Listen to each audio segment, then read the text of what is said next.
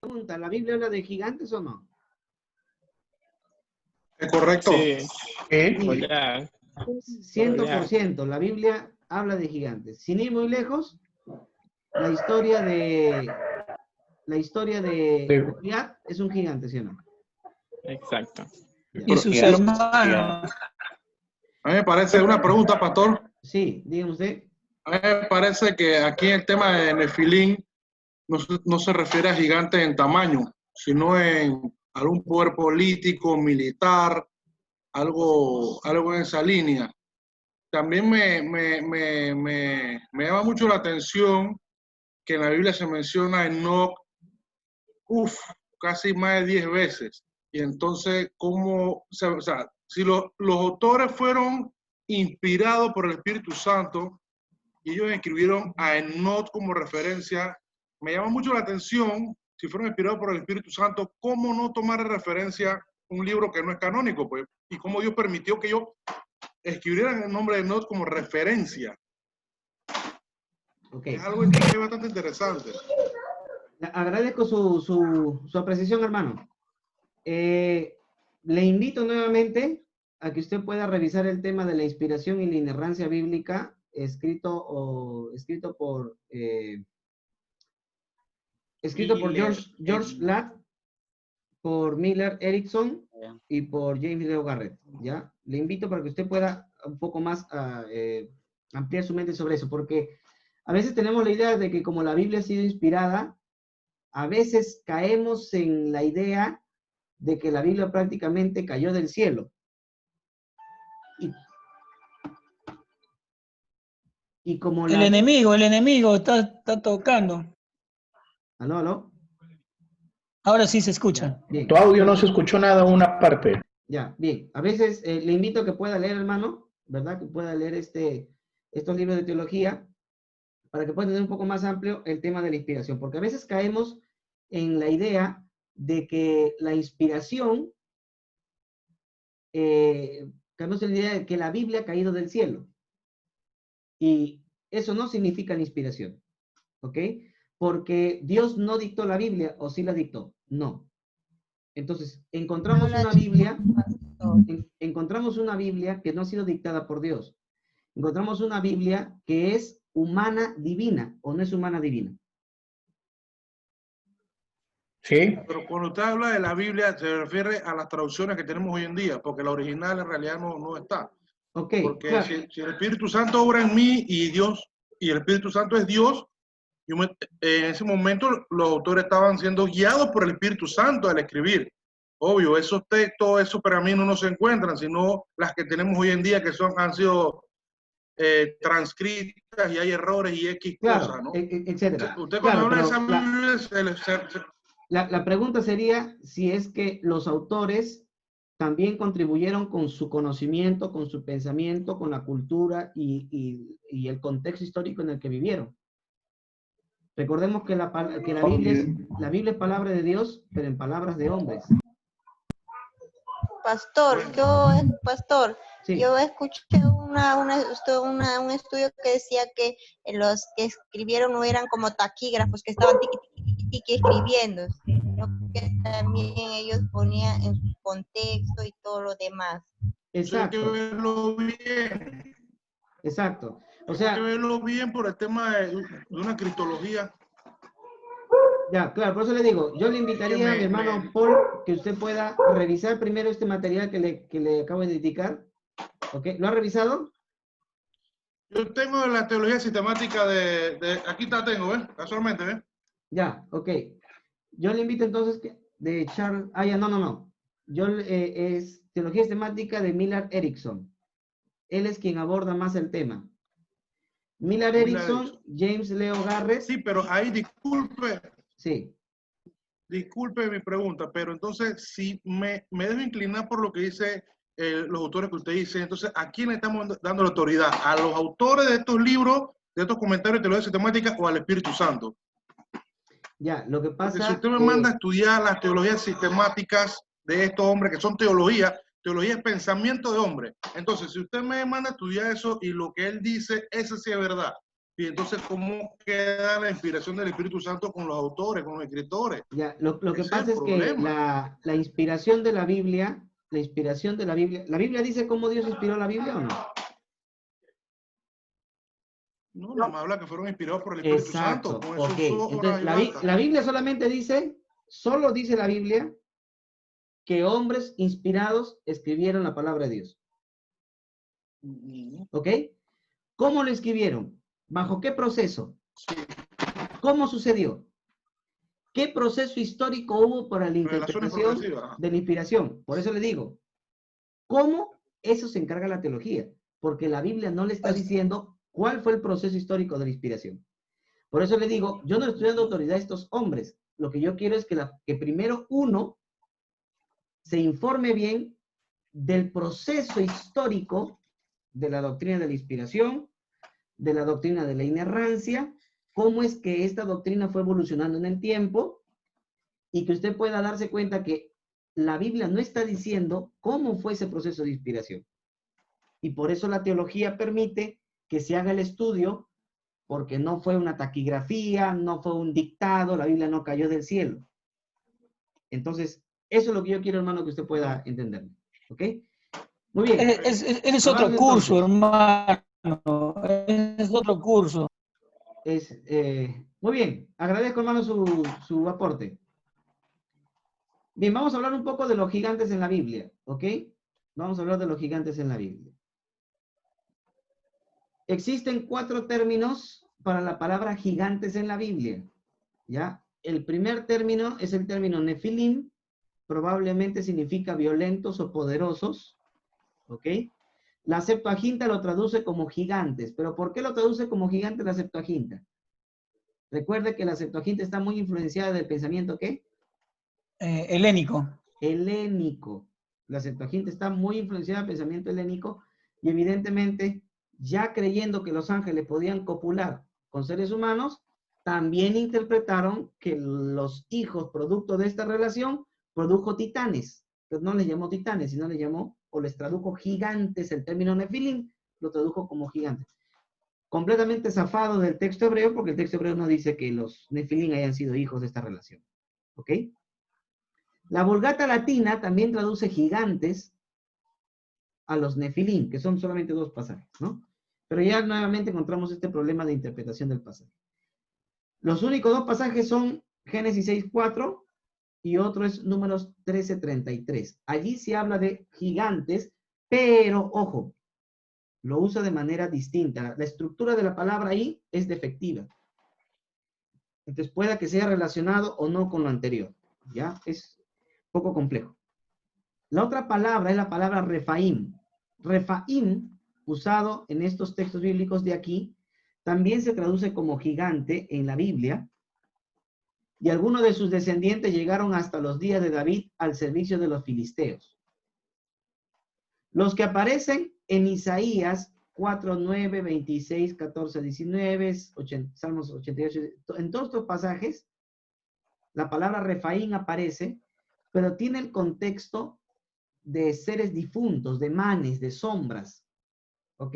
Entonces, refaim puede significar gigantes o una raza de gigantes, pero también puede significar la palabra refaim las almas de personas importantes. ¿Ya? Almas de personas importantes que han muerto, ¿no? Ok. Seguimos. Otra palabra que aparece es la palabra Anakim, que significaría hijos de Anak, Números 13, 22. Y estos fueron los que se ocuparon en la región que fue de Judá y predominantemente la tierra de Hebrón. Fueron aniquilados por Josué y quedaron entre ellos restos de Anakim, entre Gaza, Gat y Asdod, que eran ciudades filisteas, ¿no?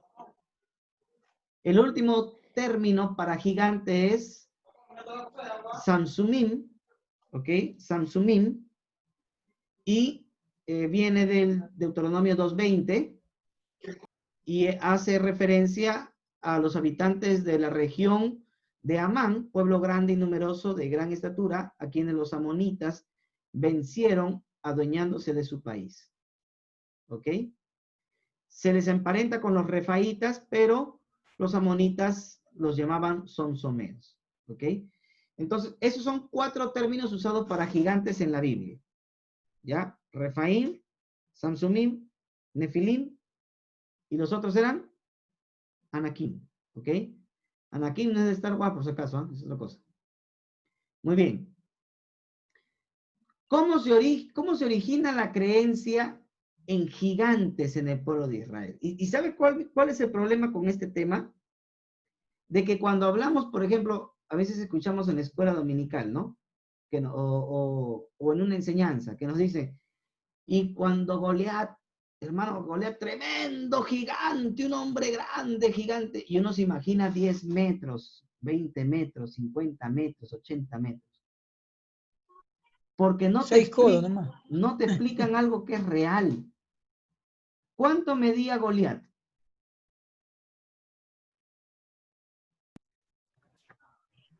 Tal vez 3 metros nomás. Cerca de 3 metros. No, Goliat medía 2 metros 20. Esa era la estatura de Goliat, 2 metros David 20. era chatito. Lo que pasa es que, de nuevo, miren, el problema es que nosotros estamos creyendo que la Biblia habla de gigantes colosales de 10, 20, 80 metros, 100 metros, 1000 metros. No. La Biblia habla de personas altas que eran considerados gigantes. No dice que eran gente que sobrepasaba los 10 metros. En ninguna parte de la Biblia dice eso. Solo que esto se ha distorsionado. ¿Por qué? Porque se ha comenzado a creer la postura de los titanes y de la interpretación rabínica o de la interpretación rabínica de los alejandrinos. Pero en ningún momento... Disculpe, pero yo considero, por ejemplo, hoy en día hay hombres que miden 2 metros 20, 2 metros 30. Pero en la antigüedad posiblemente se ha encontrado huesos de hombres que miden casi 3 metros. Falso, no existe Entonces, ni uno. considero que el gigante habrá sido unos 3 metros. Cuando hablaba Ken Hovind acerca de esto, se encontraba una cabeza más o menos de la cabeza de uno de 30 centímetros de alto. ¿Sabe cómo Solamente se llama eso? el cráneo. Eso se llama sensacionalismo. Y yo lo voy a comprobar ahorita. ¿Ok? Lo voy a comprobar. No sé quién me está pintando acá. No me pinten, hermano, mi pizarra. Ya. Dice, ¿dónde la Biblia habla de la altura de Goliat? Eso lo dice el texto bíblico. Vaya al texto bíblico y va a encontrar ahí. Muy bien. No sé quién está interrumpiéndome su... Muy bien. ¿Por qué los hebreos creían en gigantes, pero esos gigantes colosales? ¿Por qué? Este librito que tú tienes acá, Arqueología Bíblica de Ernest Wright, es un libro académico utilizado en círculos universitarios de arqueología bíblica. ¿Ya? Ernest Wright era un hombre respetado dentro de la academia y la arqueología bíblica. ¿Ya? Él dice, Ernest Wright, mire lo que dice, es interesante para considerarlo. Dice, conocemos las razones que dieron origen a semejante tradición. O sea, ¿por qué creían en gigantes colosales? Los espías de Israel se lamentaron de que las ciudades del país eran grandes y que sus muros se alzaban hasta el cielo. Hoy sabemos que no exageraban, porque era lógico que hablasen de gigantes después de haber vivido la sencilla existencia de nómadas en el desierto de Sinaí, y se encontraron de pronto ante las ciudades cananeas alzadas sobre montículos. O sea, cuando los israelitas salieron de la tierra de Egipto y estuvieron durante un tiempo alrededor del desierto y llegaron a la tierra de Canaán, encontraron colosales construcciones, ciudades gigantescas. ¿Y sabe qué? Ciudades que eran gigantescas porque les servían, las formaban con los famosos glacis. ¿Qué cosa es un glacis? Te voy a explicar ahorita. Entonces, ellos miraban y decían, oye, esto no puede ser algo que lo hayan hecho los hombres. Esto ha tenido que haber sido hecho por gigantes. Y eso lo dice el mismo relato bíblico. Porque aquellas ciudades poseían murallas cuyo espesor llegaba a veces hasta los casi 5 metros y aún más se alzaban con una altura de 15 metros. Muchas veces estaban construidas sobre bloques enormes. No es de extrañar que aquellos hombres se sintieran como saltamontes. Los israelitas no eran una excepción en este sentido. Los antiguos griegos tenían las mismas ideas. Cuando contemplaban las murallas de alguna de sus ciudades más antiguas, llegaron a la conclusión de que solo podían ser obra de gigantes. ¿Por qué? Porque no sabían cómo se había construido en la antigüedad. O sea, las personas lo construyeron en la antigüedad. Solo que con los años se pierde la tradición y no se sabe quién lo construyó. Y como no se sabía quién lo construyó, comienzan a decir, a eso lo construyeron seres gigantescos de 80, 100 metros. Y comenzó entonces a popularizarse la idea de los gigantes colosales, ¿no? Y eso lo vemos entre los griegos, entre los cananeos y entre muchos otros pueblos de la antigüedad. Miren lo que usted ve aquí, son los cimientos de las ciudades antiguas. Son cimientos de las ciudades antiguas, ¿ok? Estos son los famosos glacis. ¿Qué cosa era un glacis? Esta ciudad está construida sobre capas de piedra, tierra, arena. Hacían capas. Acá hacían un muro y acá le echaban tierra, piedras, arena, barro, todo. Y acá hacían otro muro y levantaban. Y mire cómo se levantaban las ciudades. Entonces, uno que estaba acá abajito, mire la tremenda ciudad y tremenda muralla que miraba de abajo hacia arriba.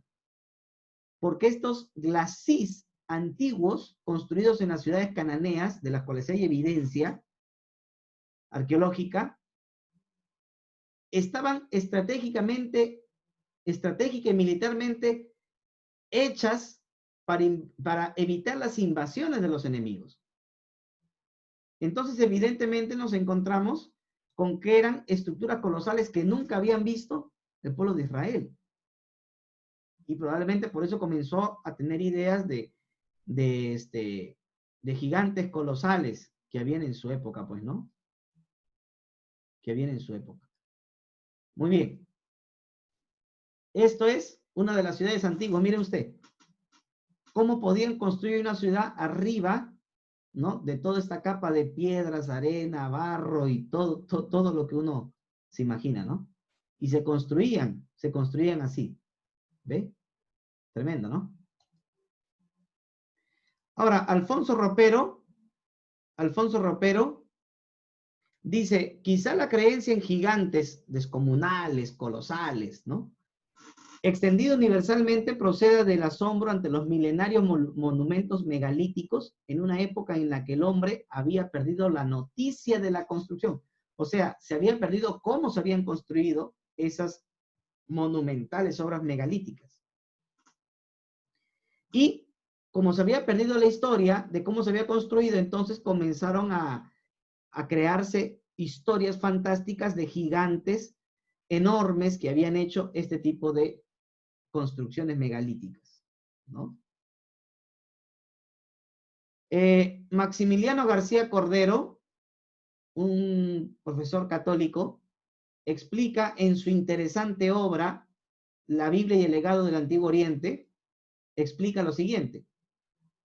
En la historia bíblica se habla de una raza de gigantes que habitaban en Canaán y en Transjordania, a los que se les daba el nombre de Nefilim y se les diversificaba bajo distintas denominaciones como Anakim, Memir, Refaim, Sunsumim, los cuales se supone que constituían la población de esas regiones antes de la invasión de los cananeos y amorreos, y por supuesto antes de la llegada de los hebreos.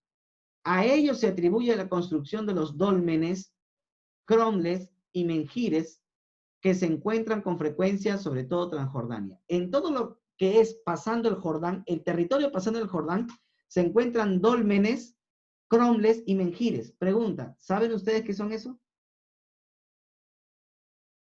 ¿Tienen idea de qué son los dólmenes? Miren, se los voy a mostrar acá.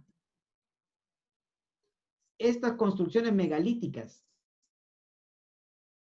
Estas construcciones son propias del final de la época neolítica, hace unos 5.000 años atrás. Los dólmenes son un tipo de monumento funerario megalítico, ¿ya? Y suelen estar formados por enormes losas de piedra verticales que sostienen una horizontal a modo de techo y que recibe el nombre de losa de cobertura. Su función era básicamente sepulcral. Debajo de esto hay gente que está enterrada.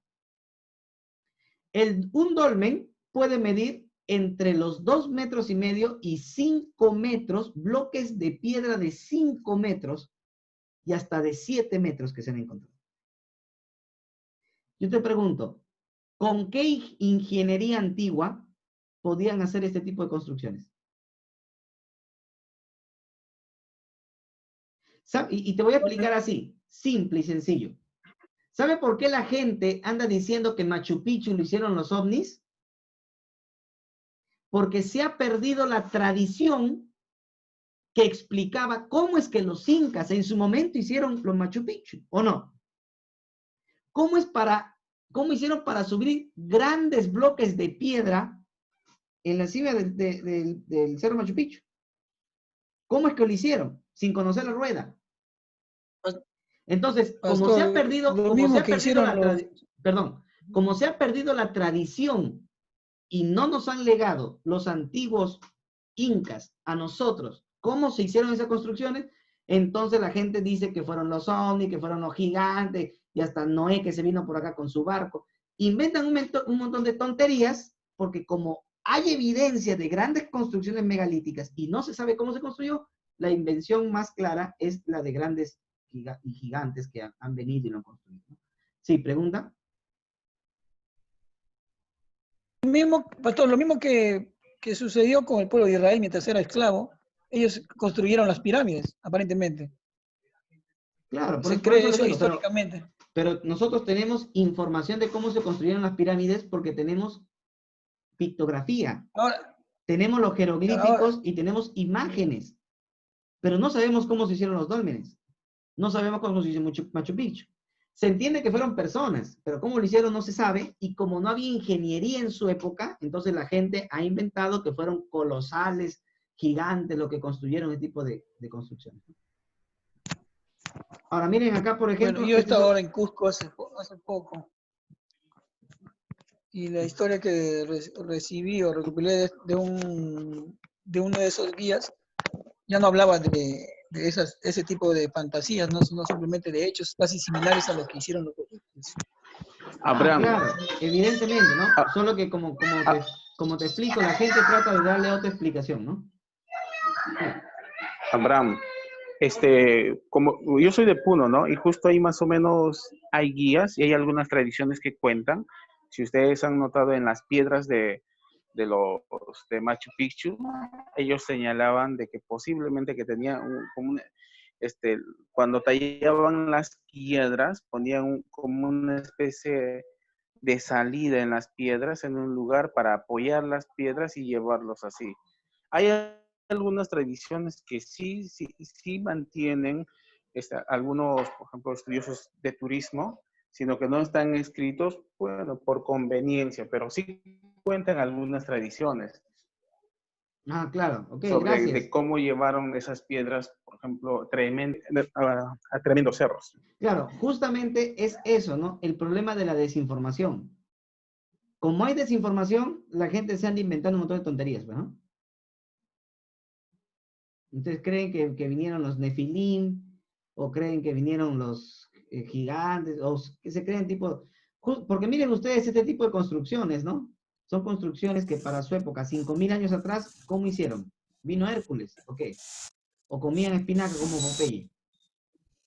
No, ¿sí o no? Entonces, evidentemente, estamos frente a construcciones megalíticas, ¿no? Y que la gente, pues, creía que era determinada situación, ¿no? Muy bien. ¿Hay evidencias arqueológicas de gigantes o no? ¿Existe o no existe? ¿Cómo se llama esto? Yo había escuchado que sí. Ya, no, todo esto es sensacionalismo, ¿ya? No hay ninguna evidencia seria. Tú te vas a una universidad y preguntas a una universidad que tenga arqueología como materia de estudio y todos los arqueólogos se van a reír, porque no existe ni una sola evidencia de gigantes. No hay. ¿Ok? No hay. Sí, estas fotos son trucadas. Sí. Sí, de todas formas. El asunto es cómo se usa el término gigante, ¿no? Como decías, bueno, para mí es nuevo escuchar de gente que creía en gigantes de 10 metros o de más, pero el término, el hecho de que uno sea más grande que otro, viéndolo desde una perspectiva, ya para uno viene a ser gigante, pues, ¿no? Claro, voy a explicarles ahorita, justo en este punto. Miren, esto es sensacionalismo, ¿ya? Esto de acá es sensacionalismo. Ujú.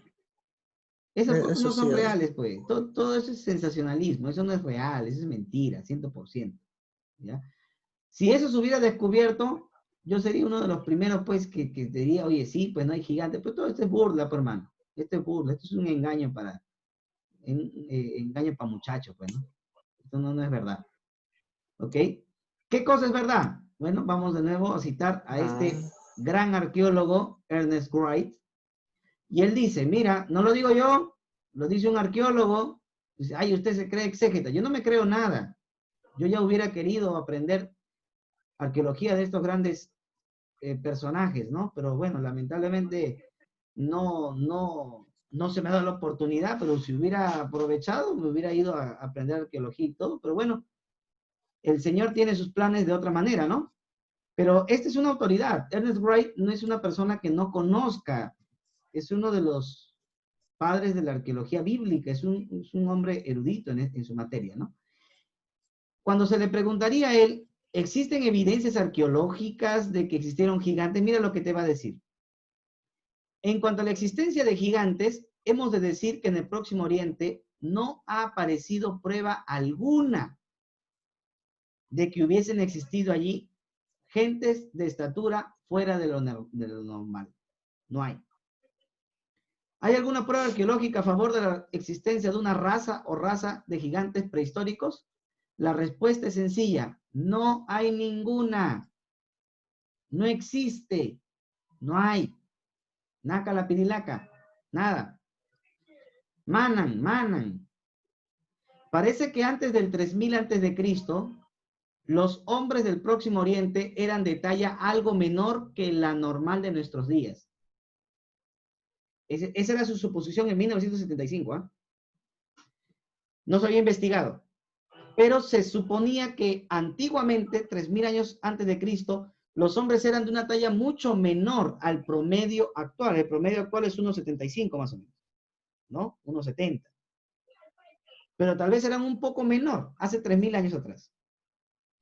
A partir de esa fecha, debido sin duda a una mejor alimentación, la estatura media fue aumentando paulatinamente hasta alcanzar las proporciones del hombre actual. Por supuesto, se daban excepciones, porque siempre hay excepciones. Exactamente igual que en nuestros días, y por ello nos habla de hombres de gran talla como Og, Goliat y sus hermanos. Pero las excavaciones nos Pastor, dicen que no podemos hablar en modo alguno de una raza de gigantes. ¿Ok? claro, sí, Entonces, tiene mucha razón el hermano. ¿ok? Pero a lo que yo voy, que no puedo creer que Goliat haya tenido 2,20 metros. Yo sí considero que Goliat habrá tenido unos 3 metros de altura. No, ¿Por qué la razón? Biblia dice Hay, 6 codos y un palmo. 6 codos y un por palmo eso, es 2 ese es un metros, 2 aproximado. metros 70, 2 metros 77, 50 o 2 metros 97, 50. Por eso digo, cuando acá en Illinois nació Walworth, él es el récord Guinness como el hombre más alto del mundo ahora. Tiene 2,72 metros. Sí, Que pero sí hubo y sí hay, y hay no, una es talla. que por eso, Entonces, ahorita ahora, vamos a en verlo, cuanto a ahorita la vamos a verlo, genética, ahorita vamos a verlo, pero ya dale. ahorita vamos a verlo, pero lo que yo quiero explicar es que, ¿por qué a veces hay variaciones? Dice 6 codos y un palmo, ¿verdad? Algunos dicen que era de 2,20 metros, otros dicen que era más de 2,70 metros, ¿ya? A veces hay variaciones en algunas medidas antiguo-testamentarias, ¿ya? Pero el promedio general, aceptado por la gran mayoría de estudiosos, es que Goliat era de 2,20 metros. Esa era, porque es lo que dice la Biblia. 6 codos y un palmo, el promedio general de los comentaristas es que es de 2,20 metros. No es más de eso. ¿Ok? Ahora, ¿cuáles son los gigantes reales? Esto sí es corroborado por la arqueología. Hay evidencia arqueológica de esto. En julio del año 2017, la página Infobae, ¿ok?, relata la historia de un descubrimiento hecho en China, en un asentamiento humano chino de hace 5.000 años, ¿ya? Un grupo de arqueólogos locales halló antiguos restos de gigantes cuya altura superaba el 1,90 m. Si bien en Occidente el tamaño no va a sorprender, claro, pues nadie se sorprende, hay gente que tiene 1,90 m. El promedio actual de los hombres chinos era en esa época de 1,65 m. Entonces, personas que pasaban 1,90 m eran grandes, pues eran gigantes, ¿no? Y hace 2 siglos, los especialistas calculan que eran 10 a 16 centímetros más bajos. O sea, eran de 1,50 m por lo menos. Entonces, una persona de 1,50 m mirando a una persona de 2 metros, evidentemente lo va a considerar gigante. De nuevo, hay que entender el contexto histórico. Estamos obligando a que en nuestra época consideremos gigante. Claro, en tu época en la que vives, vas a considerar gigante una persona de 5 metros. ¿Por qué? Porque hay personas en nuestra época que han llegado hasta los 2,75 m, que es lo más alto. Pero en la época hace 5.000 años atrás, hace 3.000 años atrás, donde el promedio de una persona, porque hay evidencia arqueológica, no hay evidencia arqueológica de huesos de personas de 5 metros, pues de 3 metros, no existe eso, no hay. Pero sí hay evidencia arqueológica de el promedio de una persona china hace 5.000 años era 1,50 m, y si encuentras restos de chinos de 1 metro, de más de 1,90 m, estás hablando de personas gigantes en su contexto arqueológico. Recuerda, la Biblia no habla mitos, la Biblia no habla tonterías. La Biblia te está relatando lo que en su contexto sucedió. Y cuando los hebreos miraban a personas altas de promedio, evidentemente los consideraban gigantes sin que eso tenga connotación mitológica. Esto se ha descubierto en China. Ahí está. Son fotos reales, no son trucadas. Lo de aquí se ha descubierto en Egipto. En Egipto. Esta es evidencia arqueológica, es palpable. Esto lo dicen en los círculos académicos. Un equipo de investigadores, esto también sale en agosto al mes siguiente, de la Universidad de Zurich en Suiza, reveló un hallazgo bastante similar. Descubrieron que el faraón egipcio Sanaj también tenía una altura fuera de registro para su época. Sanaj era un hombre notablemente alto para su tiempo, ya que tenía 1,87 m. Ah, pero 1,87 m tiene mi primo. Ahorita, en tu época. Pero hace 3.000 años atrás, hace 5.000 años atrás, no es lo mismo. Estamos obligando al texto a decir cosas que no dice. ¿Por qué? Porque simplemente nos saltamos la brecha histórico-cultural. No hay que saltarse la brecha histórico-cultural. Hay que entender el texto de la Biblia como se escribió y de las tradiciones que vienen de hace miles de años atrás. Donde personas, como dice la arqueología, personas que sobrepasaban el promedio a 1,90 m, ya eran considerados gigantes en esa cultura. No en tu cultura, sino en la cultura de ellos. Gigantes históricos. Este es el hombre más grande del que nosotros tenemos conocimiento. Robert Wadlow midió 1,72 m. Ahora dime si eso no es el gigante. Si tú miras una persona... 2,72. 2,72. Claro, vas a considerarlo gigante. Ahora, si sobre eso tú piensas que una persona que medía 1,50 m, ¿no lo crees que lo hubiera considerado recontra gigante? ¿Y cómo sabemos que esa foto no es sensacionalismo? ¿Cómo sabemos que esa foto no trae zancos abajo? Está en el récord Guinness, hermana. Sí, está registrado en la historia, en los récord Guinness. Pastor, entonces los israelitas eran bien chatitos. Antes de eso, para contestarle la pregunta de la hermana. Esto es comprobable, ¿por qué? Porque no hay registros de hombres más altos que él en la antigüedad, ¿no? Entonces, solamente el récord Guinness es de lo que se puede comprobar. Y la historia de estos personajes se han comprobado. Pero ojo, son excepcionales. Una persona que mide 2,72 metros no nace cada 2 días, pues. Son excepcionales. Más bien Margarito Machaguay era chato para ellos. Claro, y sin embargo, y ahora... 2,27 tenía Sí, Margarito. No, yo no creo eso. Uno no llega ni a 1,50 m, está que dice que no cree en eso. Tenemos que entender el contexto histórico-cultural de la Biblia, no de América. Por último, te vas a Estados Unidos, vas a encontrar gente mucho más alta. Son contextos Por eso culturales completamente distintos. Abraham, Sí. en relación a eso, por ejemplo, Abraham, yo tenía un profesor de historia, ¿no? Por ejemplo, él nos relataba que Napoleón medía 1,70 m y en Francia le decían chato. Y algunos peruanos ni siquiera llegamos al 1,70 m y nosotros le decimos que es una persona alta. Y él nos relataba así, por ejemplo, y nos databa justamente que el contexto europeo era muy distinto al peruano, al igual que al contexto bíblico, ¿no? Evidentemente. Y era un profesor de historia que nos hacía reflexionar. Pero también el europeo en algunas partes era chato porque ante los incas eran chatos también, ¿no? Claro, o sea, eso de Josué, ser... al respecto de eso, al respecto de eso, Josué, por ejemplo, es mito que los incas fuesen altos, ¿ah? No hay historia concreta que diga que los incas eran altos, como algunos dicen. Ah, no sí, hay datos sí, eso escuché. exactos. Escuché que los incas eran grandes. Datos exactos. Ajá, no son tan grandes como dicen algunos. Bien. Pero no estamos hablando de gigantes, estamos hablando de una estatura promedio, ¿no? Para un español al menos. Bien, Bueno, bien, entonces voy terminando. Entonces, esto de acá sí es comprobable. De esto ningún académico se va a reír, pues. Si tú crees en gigantes de 4, 5, 10 metros, todo el mundo se va a reír porque no hay evidencia de eso. Pero de esto sí hay evidencia, pues, hermano. De esto sí hay evidencia, ¿no? John Rogan es el segundo hombre más alto de la historia, de donde tenemos registro, medía 2,69 metros. ¿Ok?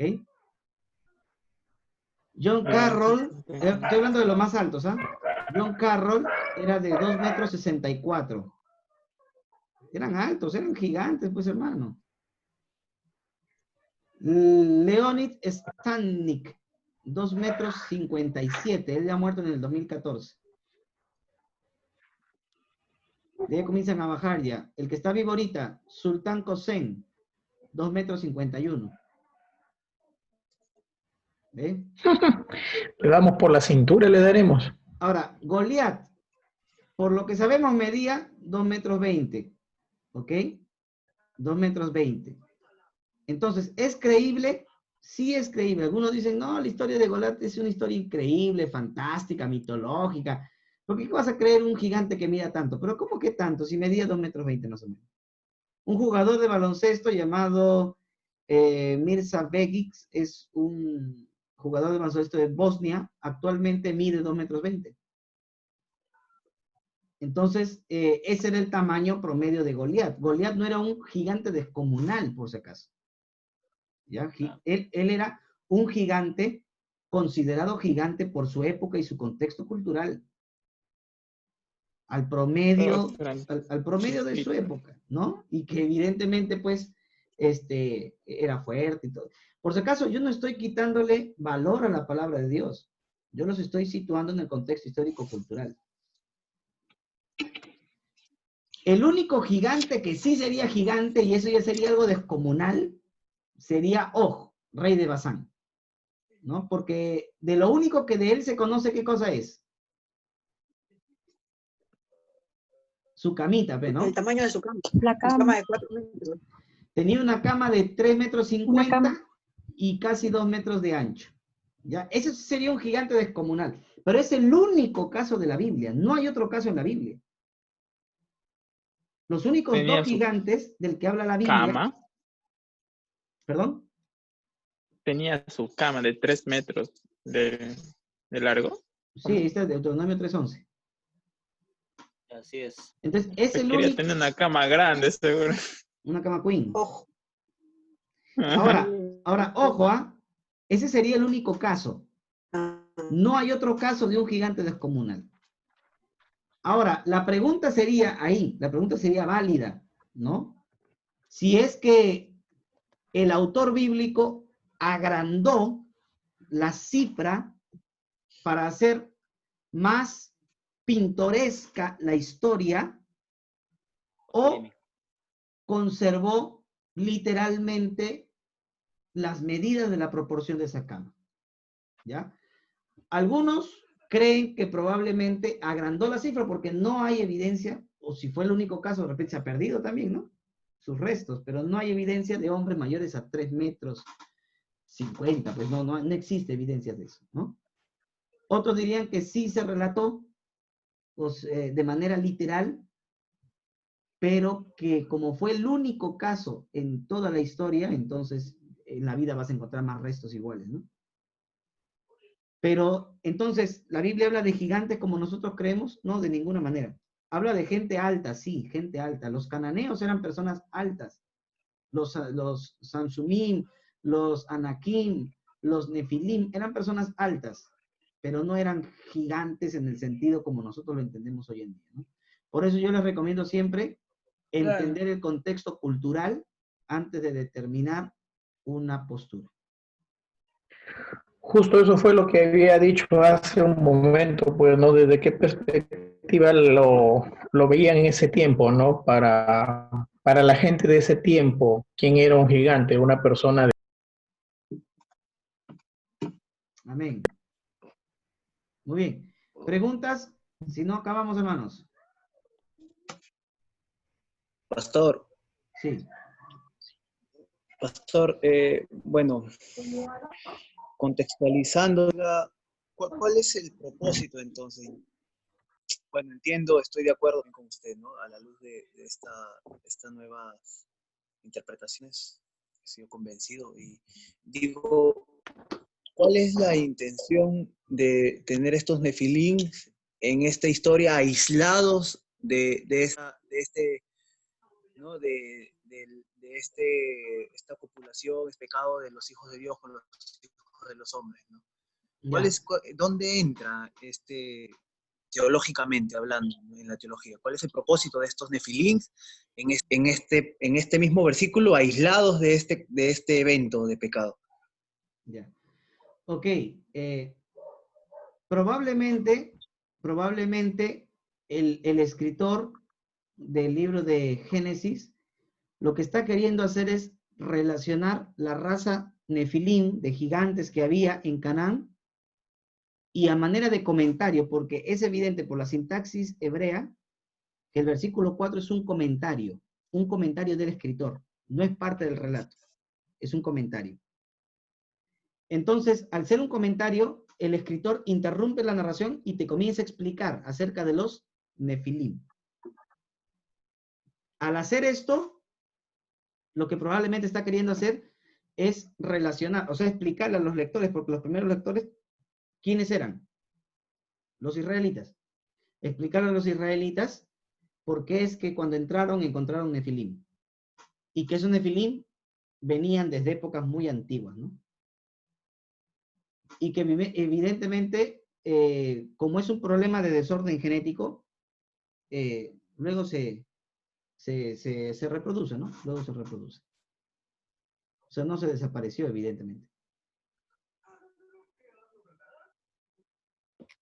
¿Otra pregunta?